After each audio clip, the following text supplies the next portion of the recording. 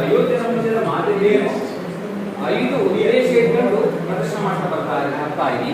ಮೊದಲನೇ ಉದ್ದೇಶ ಇಟ್ಕೊಂಡು ಆತ್ಮದ ಬಗ್ಗೆ ಜಾಗೃತಿ ಮತ್ತೆ ಅರಿವು, ಅಂದ್ರೆ ಸರ್ವ ಪ್ರಾಣಿಗಳಲ್ಲೂ ಸರಿಸಮವಾಗಿದ್ದು ಆತ್ಮ ಒಂದೇ, ಆತ್ಮದ ಅಸ್ತಿತ್ವದ ಬಗ್ಗೆ ಅಂದ್ರೆ ಅದು ಪ್ರಾಣಿ ಪಕ್ಷಿ ಎಲ್ಲದೂ ಆಗಿದ್ದು ಸರ್ವರಲ್ಲೂ ಒಂದೇ ಇರೋದು ಸರಿಸಮವಾಗಿದೆ. ಅದು ಆತ್ಮದ ಅಸ್ತಿತ್ವದ ಬಗ್ಗೆ ಅರಿವು ಮೂಡಿಸಬೇಕು ಅಂತ ಮೊದಲನೇದಾಗಿ.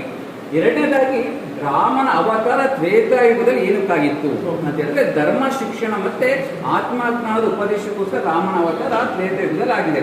ಅದೇ ರೀತಿ ರಾಮನ ಆದರ್ಶ ಗುಣಗಳು ಯಾವುದೇ ಜಾತಿಗೆ ಧರ್ಮಕ್ಕೆ ಪಕ್ಷಕ್ಕೆ ಸೀಮಿತ ಅಲ್ಲ.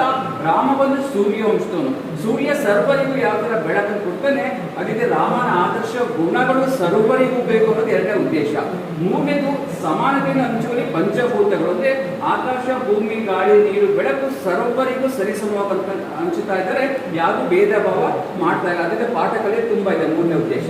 ನಾಲ್ಕನೇದು ಎಷ್ಟೋ ಜನ ಏಜ್ ಆದವ್ರಿಗೆ ಒಂದು 90 ವರ್ಷ ಮೇಲ್ಪಟ್ಟ ಏಜ್ ಆದವ್ರಿಗೆ ಅಯೋಧ್ಯೆಗೆ ಒಂದು ಸ್ವಲ್ಪ ಕಷ್ಟ ಆಗೋದೇನೋ, ಅಟ್ಲೀಸ್ಟ್ ನೋಡೋದ್ ಒಂದು ಹುಟ್ಟು ರಾಮನ ಅರಮನೆ ನೋಡಿದಷ್ಟು ಮನಸ್ಸಿನ ಸಮಾಧಾನ ಖಂಡಿತ ಆಗಿರುತ್ತೆ. ಎಷ್ಟೋ ಜನ ನಮ್ಗೆ ಮೋಕ್ಷ ಸಿಕ್ಕಿದೆ ಅಂತಲೂ ಹೇಳಿದ್ದಾರೆ. ಇದು ಅದಕ್ಕೆ 5ನೇದಾಗಿ ಎಷ್ಟೋ ಜನ ಮಕ್ಕಳಿಗೆ ನಮ್ಮಂತವ್ರಿಗೆ ನೋಡಾದ್ಮೇಲೆ ಅಯೋಧ್ಯೆಗೆ ಹೋಗ್ಬೇಕು ಅನ್ನೋದು ಪ್ರೇರಣೆ ಆಗುತ್ತೆ.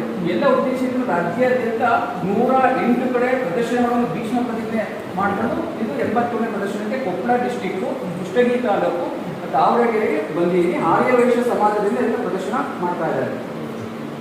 ನೆಕ್ಸ್ಟ್ ಈ ಒಂದು ಕಾನ್ಸೆಪ್ಟ್ ಯುವ ಪೀಳಿಗೆಗೆ ಯಾವ ಥರ ಉಪಯೋಗಿಸಬೇಕು ಅಂತ ಮತ್ತೆ ಈಗ ನೋಡಿ ಇವತ್ತೇನಾಗುತ್ತೆ ಏಜ್ ಆದ್ರೆ ಸುಮಾರು ಜನ ಬರ್ತಾರೆ. ಈಗಿನ ಮಕ್ಳಿಗೆ ಏನಂತಾರೆ, ಮಕ್ಕಳು ಯಾವ ರೂಟಲ್ಲಿ ಹೋಗ್ತಾರೋ ಅದೇ ರೂಟಲ್ಲಿ ನಾವು ಕರ್ಕೊಂಡ್ ಬರ್ಬೇಕು ಮಕ್ಕಳನ್ನ.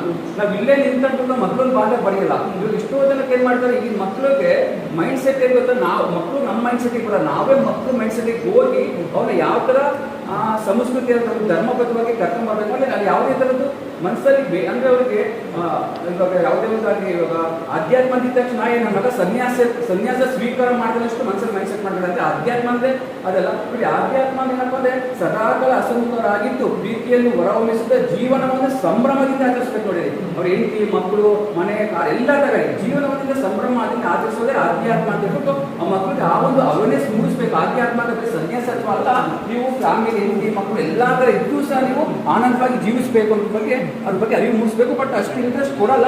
ಬಟ್ ಏನನ್ನ ಆ ರೂಟಲ್ಲೇ ಹೋಗಿ ಮಕ್ಕಳು ಕರ್ಕೊಂಡ್ ಬರ್ಬೇಕು ಅಷ್ಟೇ. ನೀವು ಅಹಿಂಸಾ ತತ್ವದ ಬಗ್ಗೆ ಯಾವ ಒಂದು ಉದ್ದೇಶ ಕಾನ್ಸೆಪ್ಟ್ ಇದೆ ಅದು ಅದ್ರ ಬಗ್ಗೆ ಅಷ್ಟು ಮಾಡಿಲ್ಲ ನಾನು.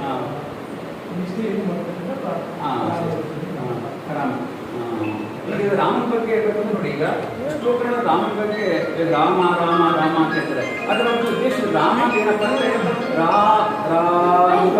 ನಮ್ಮ ಈ ಜನ್ಮ ಆಗಿರ್ಬೋದು, ಇಂದಿನ ಜನ್ಮ ಆಗಿರ್ಬೋದು, ಏನೆಲ್ಲ ಪಾಪ ಕರ್ಮಗಳೆಲ್ಲ ಮಾಡಿರ್ತೀವಲ್ಲ ಅದೆಲ್ಲ ಹೊರಗಡೆ ಬರ್ತಾರ ಅಂತ ಹೋದಾಗ ಮಾ ಅಂತ ಹೇಳಿದಾಗ ನಾವು ಅದು ಪಾಪ ಕರ್ಮ ಮತ್ತೆ ಒಳಗಡೆ ಹೋದಾಗ ಲಾಭ ಆಗುತ್ತೆ. ನಾವು ಇಷ್ಟು ಸತಿ ರಾಮ ರಾಮ ರಾಮ ರಾಮ ಅಂತ ಅದೆಲ್ಲ ಪಾಪ ಕರ್ಮಗಳೆಲ್ಲ ಹೊರಗಡೆ ಹೋಗ್ತದೆ. ನಾವು ಯಾವಾಗ ಅಂತರಂತನೇ ರಾಮ ರಾಮ ರಾಮ ಅಂತ ಅಂತೀವಿ ಅದು ನಮ್ಮ ಪಾಪ ಕರ್ಮಗಳೆಲ್ಲ ಹೊರಗಡೆ ಹೋಗಿರುತ್ತೆ. ಅದು ಮೋಸಕ್ಕೆ ಕಾರ್ಯ ಮಾಡ್ಬೇಕಾಗುತ್ತೆ. ಅದು ರಾಮ. ಅದೇ ಶ್ರೀರಾಮ ಜಯರಾಮ ಜಯ ಜಯರಾಮ ಅಂತ ಸಹ 108 ಜಪ ಮಾಡ್ತೀವಿ.